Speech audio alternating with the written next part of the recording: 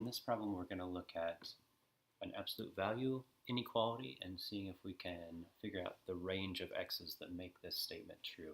So we have the absolute value of 2x plus 4, that's all in the absolute value, and then minus 2, and that needs to be less than 12 to be true. So we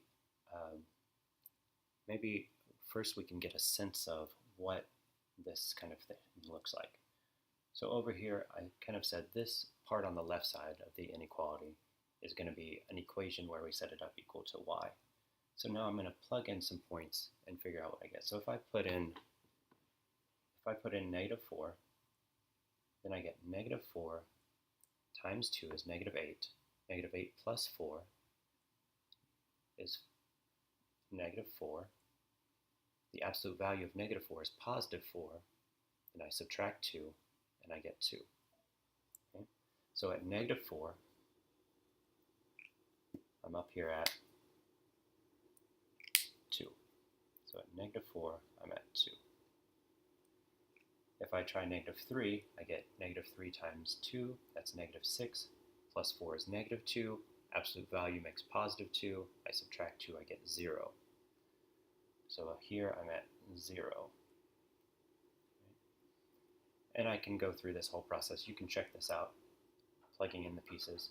If I plug in negative 2, I get negative 4 plus 4 is 0, minus 2, so I get negative 2. Write those in. So here I have negative 2. And then at negative 1, I get negative 2 plus 4 gives me a positive, right? So negative 2 plus 4 gives me a positive 2. Absolute value remains positive, and then I subtract 2, so I'm back to 0. And then when I put in 0, I get 2. When I put in 1, I get 4. And we go through this process. And I could take fractions in between, but we have something that looks like this and goes on as we go. Okay.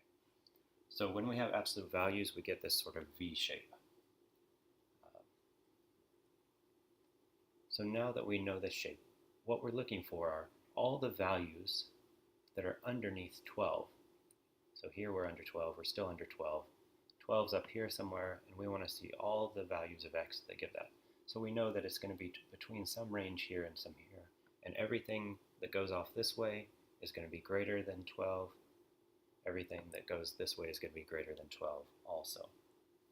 All right, so now that we have an idea about that, let's think about what we need to do to turn this into kind of an algebraic thing that we can manipulate.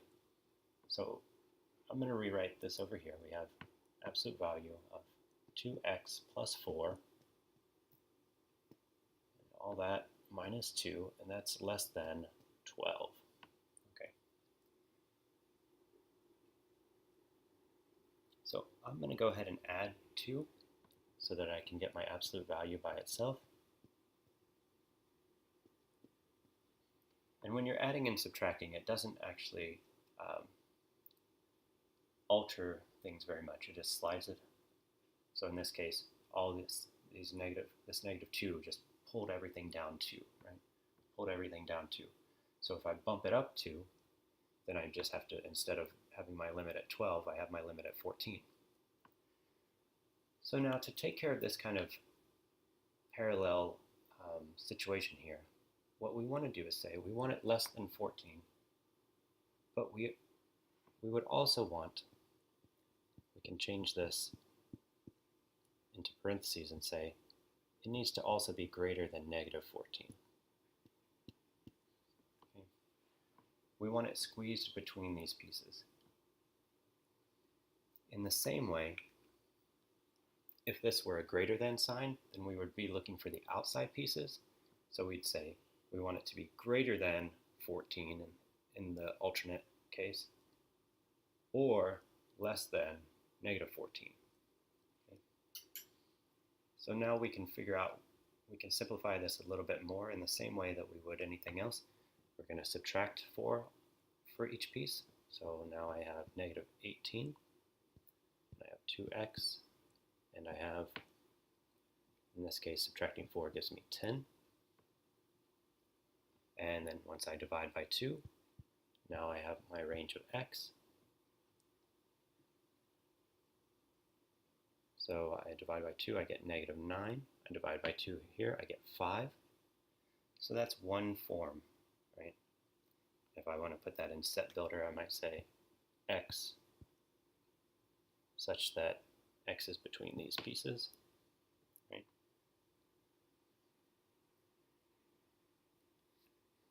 Or interval notation where I say x is between 9 and 5. Okay, and I can always check this. If I put in 5, then I'd get 2 times 5 is 10, plus 4, that's 14. Absolute value is still 14, minus 2, that gives me 12. And the reason we have our open parentheses and we don't have the equal sign here is because this is a strict inequality. We'd see the same thing. Now if we put in negative 9, I get negative 18, plus 4 is negative 14. Absolute value then of negative 14 is positive 14. I subtract my 2, and then I'm at 12 again. Okay. Then anything beyond those pieces gets me outside of that. Okay. So that's a pretty straightforward way to approach absolute value problems. Isolate the absolute value, then break it into its pieces with its positive and negative version. Remember, you could think about this as if I multiplied this by negative 1, then I would have to flip the inequality, and that's why these two are flipped.